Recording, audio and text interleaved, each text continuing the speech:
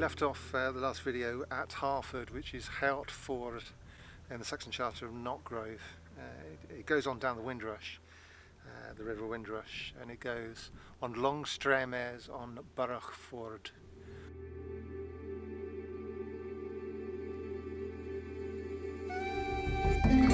On Foron Spellstauwe.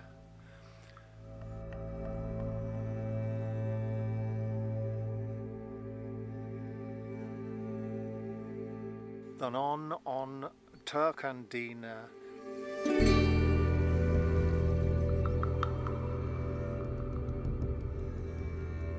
Cealcweallas middeweerden.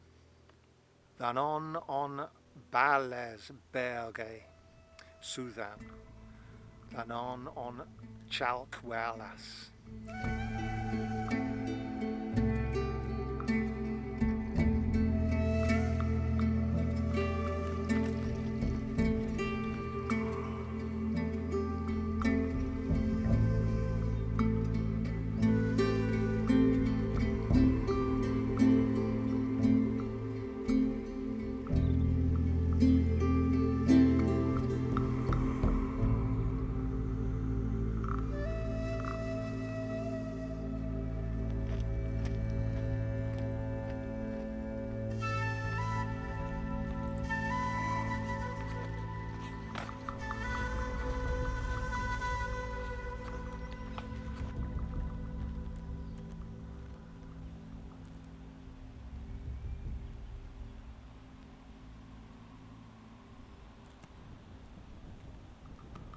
And it's Cealcweallas, which is where we are, close to, just over here. I'm going to have to take a left-hand turn now because of the public footpaths. But I'll mention that Cealcweallas tells us Weallas is walls, and walls made of chalk. This is how the Saxons could also be limestone. But this is how the Saxons saw this part of the landscape. There's plenty of walls today, but they picked out these particular walls, and the reason for that is that there is a Roman villa over here, and the Saxons in the 700s were seeing these rotten old places that had fallen down, and they gave them names. So we have the Cealcweallas. They if you're wondering, my pronunciation is not always as great as it should be. That sounded very similar to the Cealcweallas that I talked about a minute ago. There's an extra A in the Cealcweallas that tells us it's definitely a wall, or something to do with the Welsh. That could be it as well, because it was as to the Anglo-Saxons, it was the Welsh the Romano Welsh that built these things. But it is.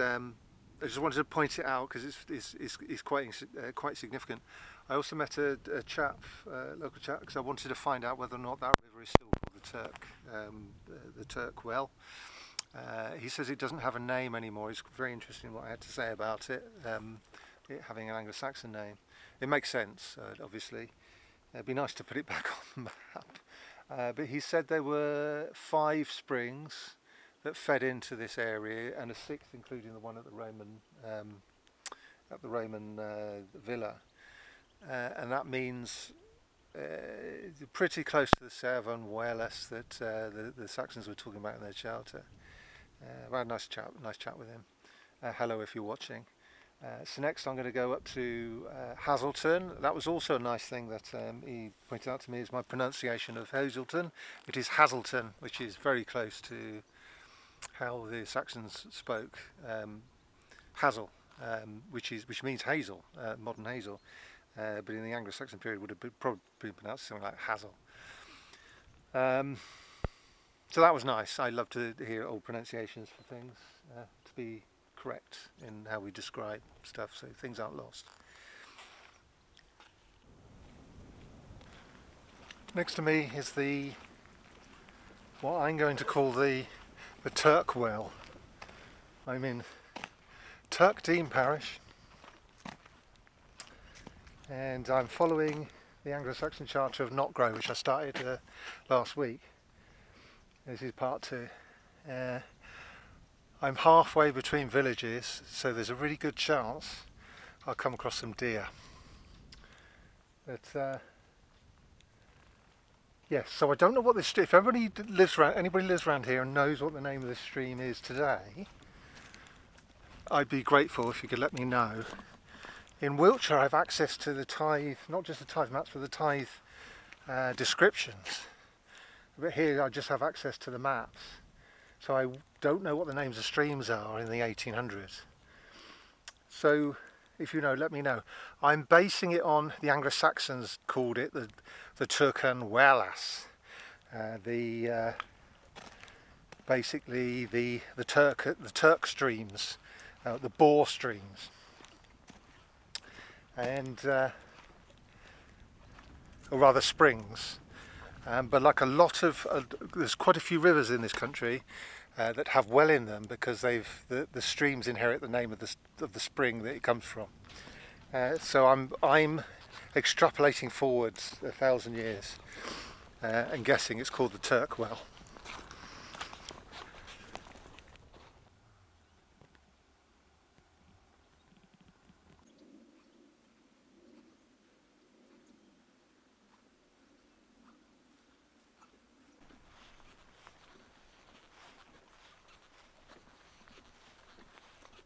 Finally remembered to use the Tweedy technique of showing my phone, the map on my phone. And here is Milkwell Covert, and that's that over there. And what's useful about that is the word well. What that tells us, we might have a name for, well means spring in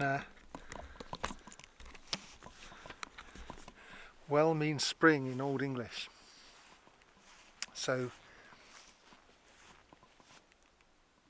it does look like the ditch does come along here, and no, it goes uphill. It can't do. It must go underneath. But anyway, yeah. So you see a well on a OS map today. There's a reasonable chance it is talking about a spring, an old name for a spring, or as I said earlier, the spring gives its name to a lot of streams coming off them.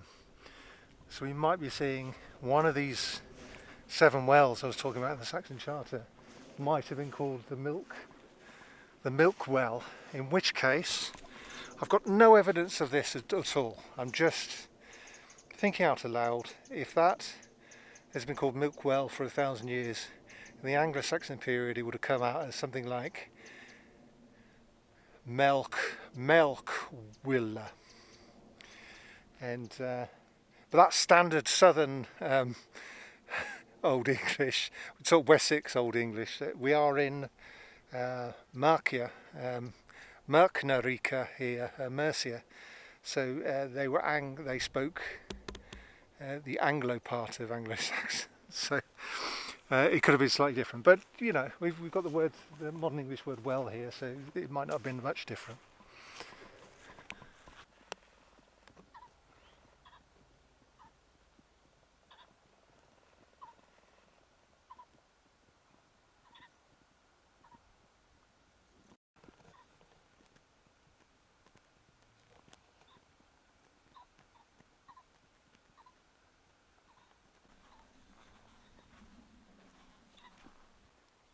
So thank you to Ian up in Scotland to make it. He pointed out a few things regarding the Irish for boar. You sometimes get Irish names in Britain. There was in the Dark Ages a certain amount of argy-bargy between the British and the Irish. The Irish raided when the Romans left. They saw the weakness of Britain and raided. Then they settled in a few places to the west of Britain. So you do occasionally get an Irish word. But then another chap, a Welsh guy, piped up. Now Ian said Turk is Old Irish for boar. And I poo-poo the idea because one of the guys I follow, the academic Professor Grundy, made no mention of an Irish name here. But it is unusual to have the word Turk in an English place name. So he's quite right to say, could it be Irish? But he couldn't tell me what the Welsh was, because it's much more likely the Welsh word would survive in England, because the whole of Britain was Welsh, pretty much. I could concede that the Picts were distinguishable from the Welsh, but I still think they spoke a Brittonic language. But anyway, the vast majority of Britain belonged to the Welsh, the remainder which is the British. A Welsh guy piped up in the comments and said, I've forgotten your name, I apologise, I'll put it in here once I get back home. It is, he said that the Welsh for boar is Turk as well. Apologies for the pronunciation, I don't speak Welsh. I barely speak Old English, I barely speak Modern English. And I went, it's starting to convince me now. And I went to the English Place Name Society website. They've done a survey of the whole of England. And yes, they say Turkdean, Dina, is derived from Old Welsh Turk for boar. So this is the Valley of the Boar. Now, could there have been a figurative? Could they actually meant boar as in a tusked pig, or could it be some sort of symbolic, figurative description? We don't know, but yes, this is the valley of the Boar. Thank you for to my viewers, for Ian and the other chap, for pointing that out. It was very, very useful. You can see a stream bottom snaking. You can see the rushes that tell us it's wet, leading up to those cattle up there. That tells us that is Cealcweallas, the chalk walls. That's chalk barn, and there's a chalk copse somewhere up there as well. It points towards that area, and we know it is a Roman villa because Time Team dug it. Go and have a look. I'll see if I can dig up a link to it if it's possible. And I didn't know they dug it, so I was talking to that chap down there in the bottom of the valley, and he said, "Oh yeah, no, Time Team dug it up. Tony Robinson dug it up." And I thought maybe I should have done my research better. But I asked him, did they find an infeum or a baths? And they said they found some sort of conduit because they put ink down it. So that is that's thrilling. The ink was put in at the top and came out at the bottom. So that is marked as a spring on the OS map, and that's now Roman watchers might think is an infeum. That's like a shrine for a watery elf,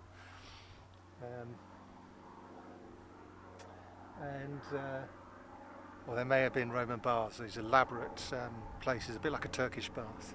They're into, so it may be underneath, but I'm going to have to go home and watch the programme.